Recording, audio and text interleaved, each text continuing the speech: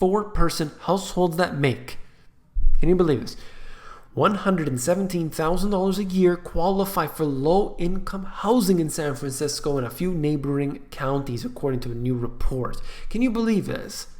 Just below the area's median family income of $118,000. So pretty much, the median family income qualifies for low-income housing. How does that make any sense at all?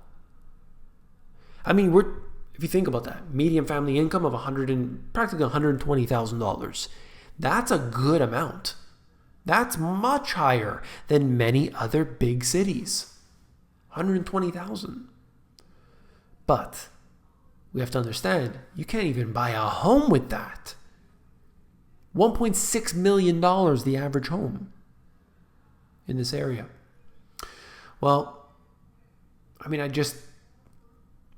why would somebody buy a house when it's just ridiculous? I honestly don't understand. Well, you know what?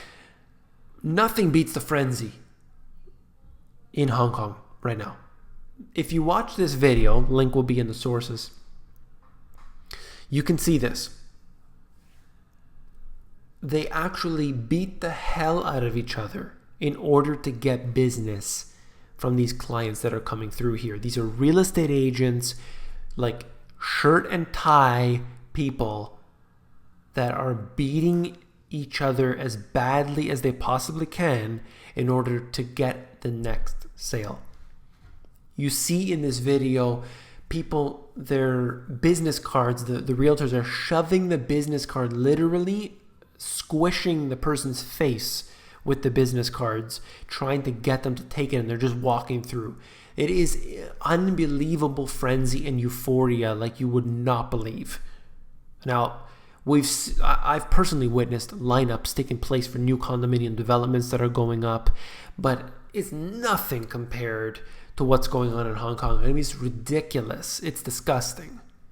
I just wanted to show you very quickly to give you an idea for those who are in Canada, also for those who live outside of Canada, just to show you the type of prices that we are experiencing right now. Ontario, May 2017, you could see it was bordering $600,000 for the median home, but now $566,000. If I go over here, and now it's not showing me the right values. If I British Columbia, select that over here, I can see May 2017, it was higher. And yes, it has come down somewhat. Not quite as much as we experienced in Ontario, but it has come down a little bit.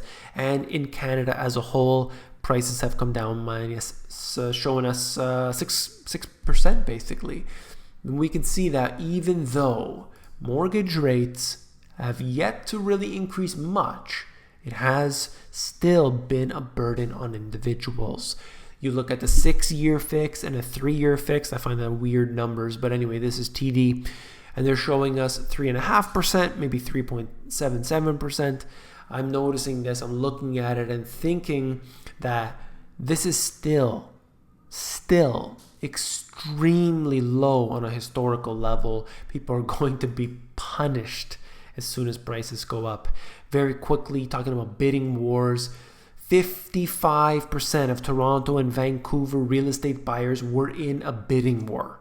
Half of people. And in certain areas, it was all of them. It was basically 100%. There's no doubt about that.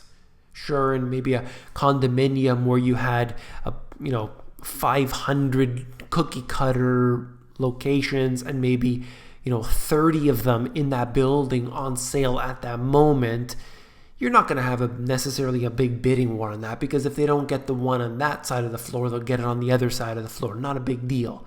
But with detached homes, definitely there's a big bidding war. Okay, last but not least, just wanted to bring this to you.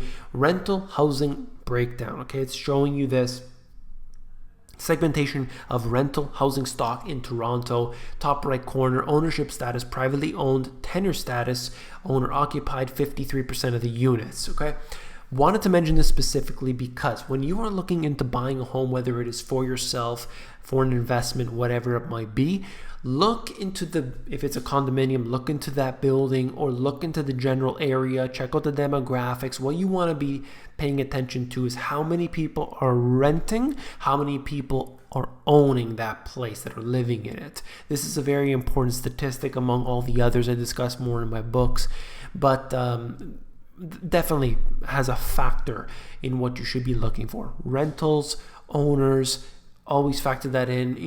Things like permits and other things that I've talked about before.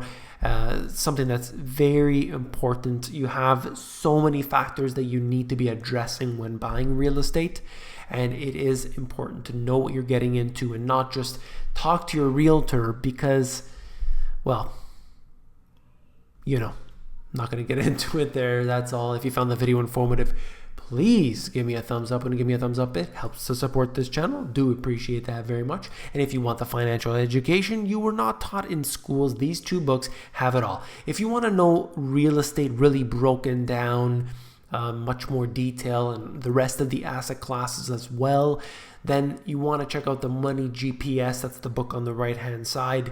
If you want more about tax incentives, reducing your expenses, making money, and so on, then you want Global Economic Collapse, though they do have many familiar topics, that's for sure. And if you're more interested in the audiobook version, you can get that at themoneygps.com.